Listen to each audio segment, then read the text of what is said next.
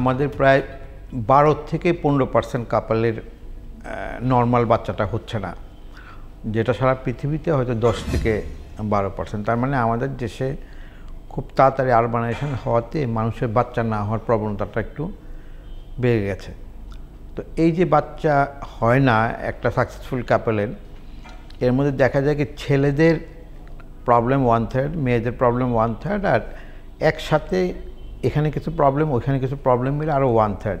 যদিও আমরা সবসময় জানি যে মেয়েদের প্রবলেমের জন্য নাকি বাচ্চা হয় না, আসলে তা না, ছেলেদেরও যে কাজ এতে প্রায় 2/3 আমাদের বাধাগ্রস্ত হয়। তো আমরা এই বাচ্চা না হওয়া বা আইভিএফ নিয়ে কাজ করি প্রায় 1993 থেকে। তখন পাকিস্তানের একটা হসপিটাল ছিল রাশেদ লতিফ হসপিটাল। তো ওদের এই টেস্ট টিউব বেবি কিন্তু পৃথিবীতে সেকেন্ড হয়। প্রথম বাচ্চাটা তো জানেন যে কিংস হসপিটাল লন্ডনে হয়, আর এই সেকেন্ড বাচ্চাটা কিন্তু পাকিস্তানে হামিদ লতিফ হসপিটালে হয় আজকের থেকে প্রায় 30 বছর আগে। তো তার মানে কি, তার মানে হলো কি এই উপমহাদেশে যাদের বাচ্চা হয় না তাদের চিকিৎসাটা কিন্তু অনেক আগেই শুরু হয়। আর আমরা যদি বাংলাদেশের ইতিহাস ধরি, আমাদের এখান থেকে কিন্তু ম্যাক্সিমাম পেশেন্ট ইন্ডিয়া যেত। তারপর কি হলো যে আমাদের এখান থেকে পাকিস্তানের রাশেদ লতিফকে হসপিটালকে আমরা রেফারেন্স হসপিটাল ধরে আস্তে আস্তে আমরা বাড়তে থাকি।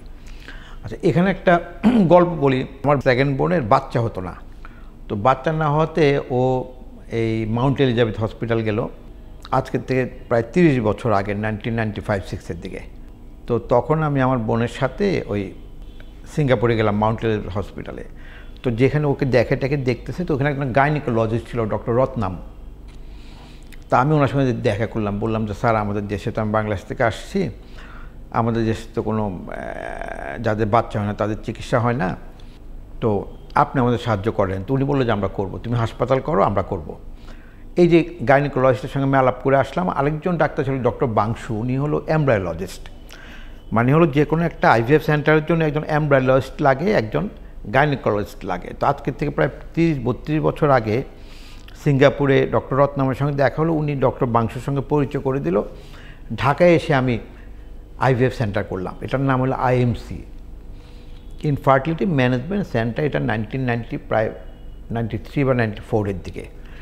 তো আমরা প্রথমে পাকিস্তানের রাশেদ লতিফ হাসপাতালের ডাক্তারকে নিলাম, আমাদের local professor T A. Chowdhury, doctor Parveen Fatema, ওরা মিলে কাজ করলো। তো এই 1995-96 কিন্তু আমাদের প্রথম বাচ্চা হয় আইএমসিতে। তারপর আমরা ল্যাবেডে করলাম 1998 বা 2000-এর দিকে। তো এখন আমাদের এটা একটা প্রতিষ্ঠিত আইভিএফ সেন্টার, এখানে ডক্টর সাতিয়াপা কাজ করে, ইয়াং গাইনিকোলজিস্টরা কাজ করে। আমাদের বছরে প্রায় 700-800 কেস আসে। এবং এখানে যেটা হয় সেটা হলো কি, এগুলো সাধারণত সাকসেস রেটের উপর নির্ভর করে যে কোন সেন্টারটা কত ভালো। তো আমাদের এই পর্যন্ত যেসব স্ট্যাটিস্টিক্স মানে আসে, এতে দেখতেছি তো আমাদের সাকসেস রেট প্রায় 30%-এর মতো। আমাদের দেশে যেমন কার্ডিওলজি নিয়ে মানুষ খুব কথা বলে, হ্যাঁ, এটা কিন্তু অনেক পরিচিতি হয়ে গেছে, কিন্তু আইভিএফের পরিচিতিটা আমার দেশে হয় নাই। হ্যাঁ, মানুষ কিন্তু এখনও জানে না। এবং আমাদের এই খুব সিনিয়র জন্য একটা অ্যাকাউন্টেন্ট আজকে শুনলাম যে ছুটিতে এসে 7 বার গেছে, কিন্তু ওর থেকেও কমপ্লিকেটেড পেশেন্টরা আমরা একটু চিকিৎসা করে ফেলি। ট্রাই করে যেতে হয় 1 2 3 4 5 6 7 7টা পর্যন্ত ট্রাই করতে হয়। আমরা অ্যাভারেজ দেখে যে 3টা ট্রাই করলে বাচ্চাটা হয়। আমাদের যে মানুষকে জানাইতে পারি না, এটা আমাদের একটা ব্যর্থতা। বাট একটা মেসেজ সব জায়গায় দিতে হবে যে মানে আপনার সাধ্যের মধ্যে খরচ যা হয় তার মধ্যেই বাংলাদেশে যাদের বাচ্চা হয় না তাদের চিকিৎসা আছে।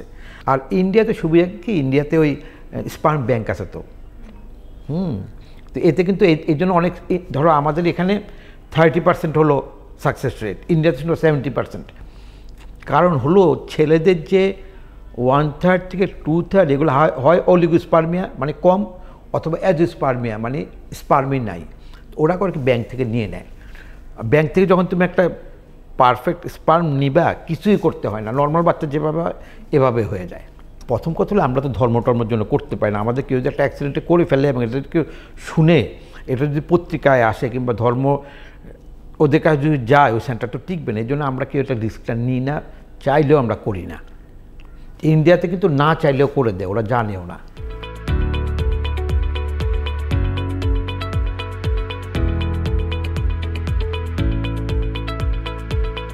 আমাদের প্রথম সেন্টার যেটা ওইটারই কন্টিনিউশন, এটা আমাদের প্রথম সেন্টারটা 1995-এ করা, আর এখানে যেটা এটা 2004-এ করা।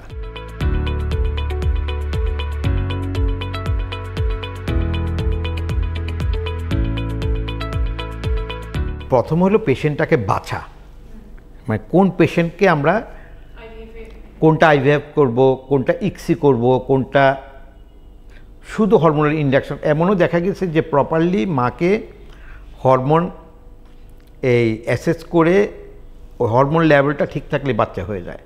সিম্পল আইওআই অনেক বাচ্চা হয়, মানে একদম প্রযুক্তিগত ইক্সি বা আরও পরে যেগুলো ওগুলো কিন্তু 100-5টা হয়তো বাচ্চা হয়, কিন্তু এর আগে কিন্তু 95% এমনি হয়ে যায়। এমনি বলতে মানে ইজি প্রসেসগুলোতে। তো এখন ইক্সির পরে তো আমার জানা মতো আর কিছু নাই। হ্যাঁ, ইক্সি পর্যন্ত তো আমাদের সবই হয়। আরেকটা হয় কি, আমাদের এখানে কিন্তু কিছু বাইরের ডাক্তার আসে, থাইল্যান্ডের ডাক্তার আসে, ইন্ডিয়ান ডাক্তার আসে, এমব্রায়োলজিস্ট আছে।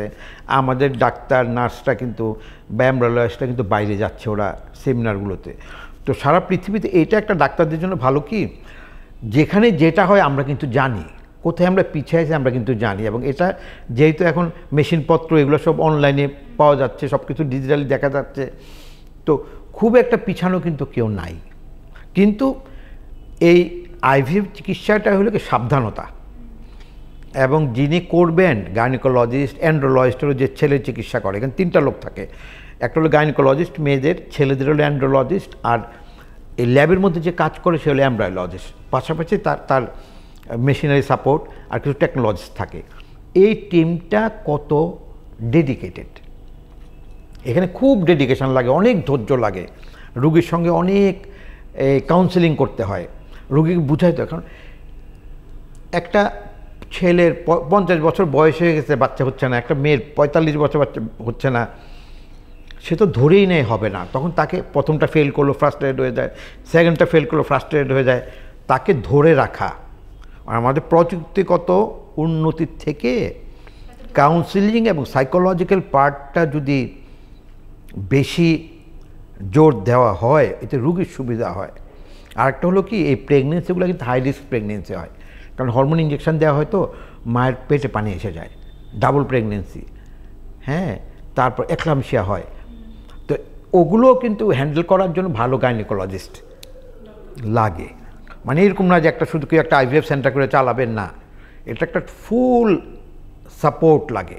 উন্নতি করার জন্য প্রথম হয় কি, এখন যে চোখে দেখা, আমাদের ডাক্তাররা, আমাদের এমব্রায়োলজিস্টরা কিন্তু বছরে 2 থেকে 3 বার বাইরে যায়, ওরা দেখে আসে, সেমিনারেও দেখে, প্র্যাকটিক্যালি সব থেকে ভালো হসপিটালগুলোতেও তারা আইভিএফ সেন্টারগুলো দেখে আসে।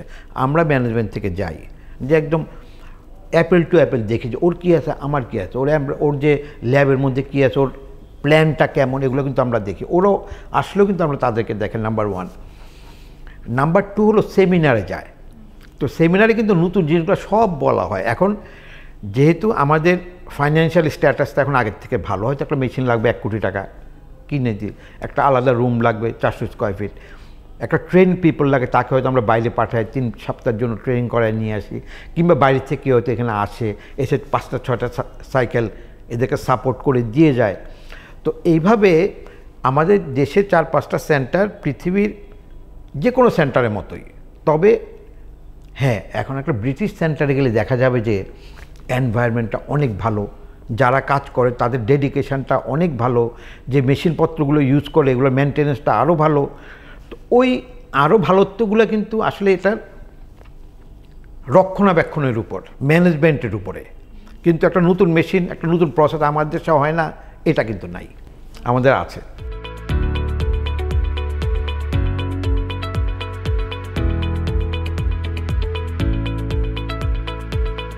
একটা রুগী যখন বাইরে যায় 6 থেকে 8 বার যায়, এখানে তো একজন না, হাজব্যান্ড ওয়াইফ যায়, থাকতে হয় 1 মাস, অনেক টাকা খরচ।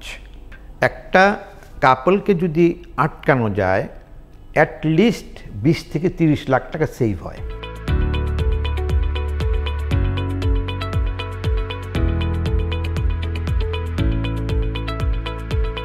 নীতিমালাতে যা আছে এগুলো আমাদের জন্য সহায়ক, মানে কোনো বাধা নাই। যেটা নজর দেওয়া উচিত কি, এটা একটা মাস ক্যাম্পেইনিং করা উচিত, সরকারি বেসরকারি মিলে। আমরা মনে করি কি বাংলাদেশ বুঝি ফ্যামিলি প্ল্যানিংয়ের দেশ, হ্যাঁ, যে বাচ্চা বেশি হয়ে যাচ্ছে, কিন্তু আমাদের কিন্তু 10 to 15% কাপলের বাচ্চা নাই। এবং এই কোন কাপলগুলো যারা চাকরি করে, হ্যাঁ, যাদের সোশ্যাল সাপোর্ট বেশি, যারা একটু দেরিতে বিয়ে হয়েছে, যারা ব্যবসা করে, যারা অনেক ব্যস্ত, তো ওদেরকে যদি আমরা প্রপারলি গাইড করি, যেমন ওরা চিকিৎসাই নেয় না, বিয়ে হয়েছে 5 বছর, আমরা কখন ইনফার্টাইল বলি, যখন বিয়ে হওয়ার 5 বছরের মধ্যে বাচ্চা হয় না, তো তাদেরকে এই বুঝাই নিয়ে আসতে হবে। মানুষের একটা ভুল ভাঙাইতে হবে যে বাচ্চা না হইলে মেয়েদের দোষ, এটা ঠিক না। তারপর বাচ্চা না হইলেই আশা ছেড়ে দিতে হবে, এটা ঠিক না।